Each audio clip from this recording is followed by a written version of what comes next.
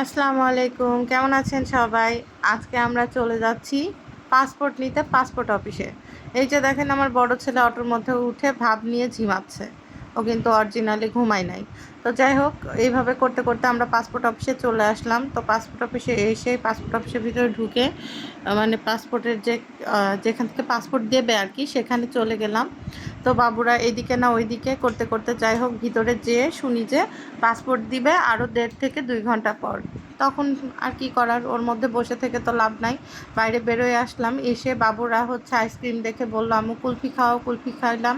ওদেরকে কুলফি খাওয়াই নিয়ে বললাম এতক্ষণ আর কি করব, চলো হচ্ছে তোমাদের একটা জায়গা থেকে ঘুরিয়ে আনি।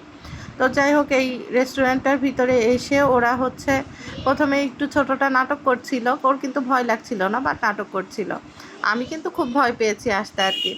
যাই হোক, ওরা হচ্ছে একটু ঘুরলো ফিরলো, দোলনা খেলো, তারপর হচ্ছে মানে দোলনায় দোল খেলো আর কি। তারপরে ঘোরাঘুরি করে জায়গাটা আসলে প্রচুর বাতাস হচ্ছিল তো ওই দিন, মানে এই জন্য ভালো লাগছিল। গরম থাকলেও প্রচণ্ড বাতাসের কারণে জায়গাটা খুবই সুন্দর লাগছিল, যে মানে এত জোরে জোরে বাতাস। আর ওখানে আবার হচ্ছে ওখান থেকে পিছনের গেট দিয়ে বেরোয় এই হচ্ছে রেল লাইনটা পড়ে।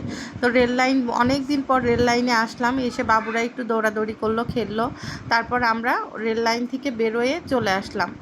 তো যাই হোক, ওখানে রেল লাইন থেকে বেরোয় আসার পরে ওরা একটু নুডলস টুডলস খেয়েছিল। খাওয়ার পরে মানে অর্ডার দিলাম। তো আমি এখানে অর্ডার দিয়ে নিয়ে দাঁড়াইছিলাম, অনেকক্ষণ দাঁড়ায় দাঁড়ায় চারিদিক দেখছিলাম যে কি সুন্দর।